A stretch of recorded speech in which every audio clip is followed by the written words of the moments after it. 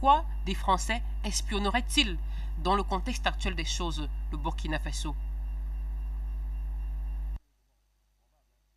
Loin s'en faut, puisqu'on l'a déjà vu ce cas de figure à l'époque dans le fleuve Congo. Il y avait un animateur de jeux télévisés qui s'appelait, je ne sais plus son nom d'ailleurs, mais qui a été tué là-bas, littéralement. Alors à l'époque, ils avaient annoncé que ce malheureux était mort alors qu'il faisait une émission de télévision. On s'est rendu compte par la suite que c'était un agent des services secrets français qui était sur place et qui, en même temps, sous couvert d'une émission de jeux télévisés, La chasse au trésor, eh bien, espionnait le pays.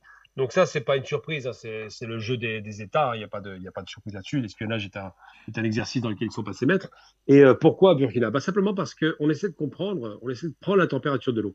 Le phénomène qui s'est produit avec l'affaire de... D'abord, ça a commencé, oublions jamais, hein, ça a commencé quand même en Centrafrique, où les Français ont laissé littéralement s'installer la possibilité qu'il y ait une guerre civile, donc une destruction éternelle du pays, littéralement, parce qu'une fois qu'on va rentrer dans une guerre civile, pour en sortir, c'est compliqué. Ils avaient laissé faire ça avec les Balaka, anti-Balaka, sénéca, musulmans, chrétiens. Ils avaient organisé vraiment cet exercice dans lequel ils excellent, le diviser pour mieux régner, et ça a conduit pratiquement à une guerre civile. Très rapidement, l'intervention russe a garanti à la fois que les FACA, que les forces armées gouvernementales de la Centrafrique reprennent le dessus, qu'ils stoppent ces ingérences et surtout ces tueries qui avaient lieu régulièrement, qui étaient à destination de créer une sorte de clivage communautaire religieux, alors qu'en réalité c'est le même peuple.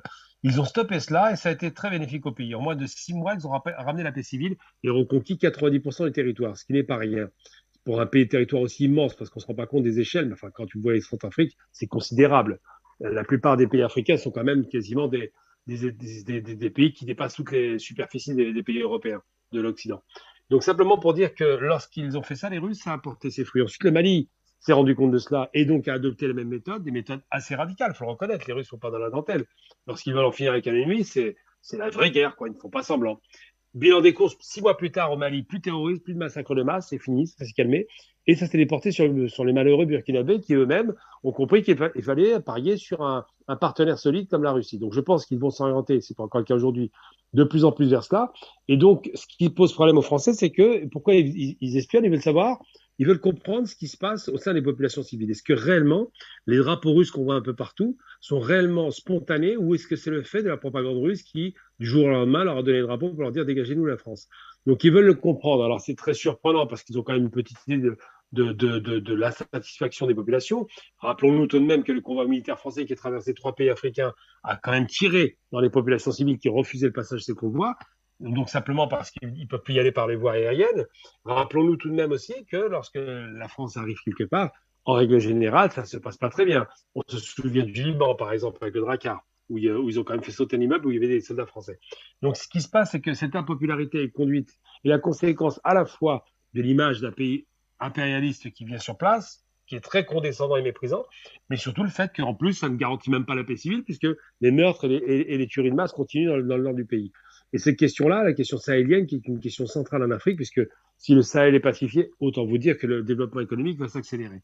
Aujourd'hui, la question de la sécurité a été mise en question. Les Français envoient peut-être, c'est pas confirmé, mais enfin, on prend peut-être le chemin, on voit sans doute des agents pour vérifier ce qui se passe, peut-être éventuellement pour faire les coups de barbouze. On l'a vu avec Bob Denard à l'époque. Hein.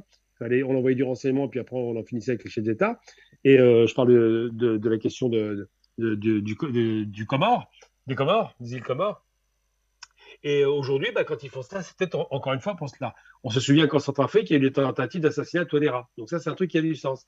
Et je pense que le fait que les militaires reprennent les choses en main, alors c'est triste à dire, mais lorsque l'armée reprend les choses en main dans les pays, quels qu'ils soient d'ailleurs, hein, pas seulement en Afrique, mais en Asie ou en Europe, quand l'armée reprend les choses en main, eh bien, c'est un coup réglé. La situation très rapidement s'améliore. Parce que la sécurité est mise en place et parce que le système militaire, qui est un système très organisé, très structuré et très rigide en termes d'organisation, permet parfois, on l'a vu aussi en Chine par exemple, le développement économique. Oui, c'est pas forcément la démocratie qui apporte le développement économique. L'Europe a été développée par des dictatures ou par des chefs très autoritaires. L'Asie, c'est pareil. L'Amérique du Sud aussi. Donc, c'est vrai que chaque fois qu'on a un chef de guerre qui est à la tête de l'État, en général, ça se passe en coupe réglée, ça marche bien, ça accélère le processus de développement et ça garantit après le passage à la société civile, donc à un pouvoir civil. Mais aujourd'hui, si les Français envoient ou enverraient des espions là-bas, ce qui est logique, hein, c'est bonne guerre, c'est simplement parce qu'ils sont inquiets. Ils se demandent ce qui se passe, ils se demandent vers où va l'Afrique. Alors aujourd'hui, le monde est divisé en deux catégories, l'Est et l'Ouest, mais ce n'est plus des catégories politiques de type communiste, anticommuniste. Aujourd'hui, on est sur autre chose. On est sur impérialiste, anti-impérialiste. Et c'est vrai que le camp russe, qui est perçu par l'Occident comme impérialiste, en Afrique, il est considéré comme étant le camp de la liberté. Donc c'est vrai qu'on se pose la question, mais en même temps, les populations, je rappelle tout le temps, africaines qui sont très instruites et qui sont très éduquées et qui lisent beaucoup, savent parfaitement quels sont leurs partenaires et leurs ennemis. Ils sont parfaitement au courant de cela. À vous entendre, vous avez notamment cité le cas de la République centrafricaine avec la sécurité finalement qui s'est installée progressivement grâce à l'intervention du partenaire russe. Vous avez cité le cas du Mali. À vous entendre, on a l'impression que la menace djihadiste quand même au Burkina Faso, il faut le dire, n'a pas totalement disparu. D'ailleurs, selon certains, elle ne cesse de progresser. On a le sentiment que cette menace djihadiste va bientôt disparaître. Je suis persuadé, j'avais annoncé à l'époque, bon, je suis pas devin, je veux dire, malheureusement, l'histoire se répète à chaque fois. J'avais annoncé que si les Russes intervenaient et qu'ils mettaient les moyens nécessaires pour cela, sachant que les groupes djihadistes restent quand même malgré tout peu équipés. C'est pas non plus une armée gouvernementale avec du renseignement, avec des avions de combat, il n'y a rien de tout ça. Ce sont juste des groupes un petit peu de voyous qui se baladent d'un point à l'autre, qui font du pillage, qui font de la razzia, mais qui ne sont pas très équipés. Donc si un État structuré met le paquet, en l'occurrence la Russie est très structurée, avec un État qui la reçoit et qui se restructure, car la question de savoir si l'armée du Mali ou les FAMA ou les FACA, toutes ces armées existent, mais elles sont peu équipées. Quand elles sont équipées, le résultat est assez probant.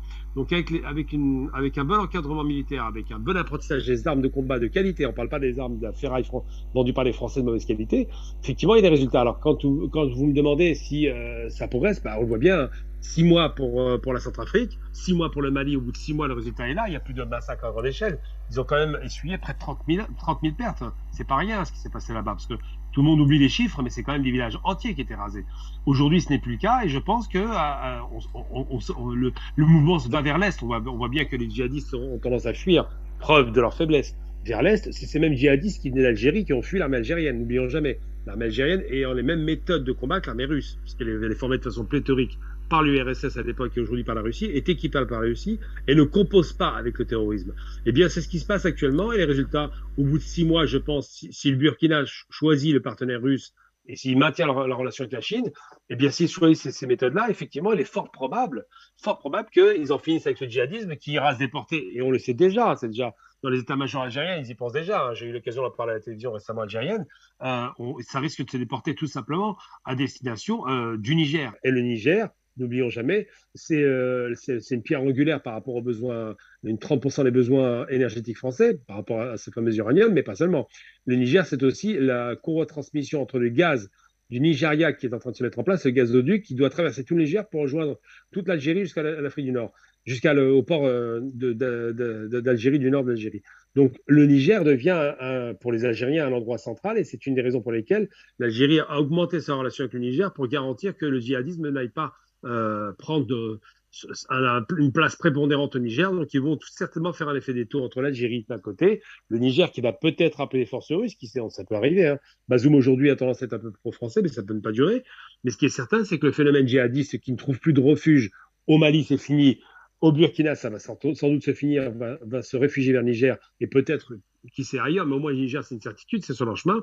À ce moment-là, il y aura des résultats. Mais il est évident, et je le répète, par 2 fois, les Russes sont intervenus, par 2 fois, au bout de 6 mois, ils avaient nettoyé la place. Donc, il est probable que si le Burkina choisit effectivement le partenaire russe, il ait les mêmes résultats. Ces explications. Alors, Afrique Média, le monde, c'est nous.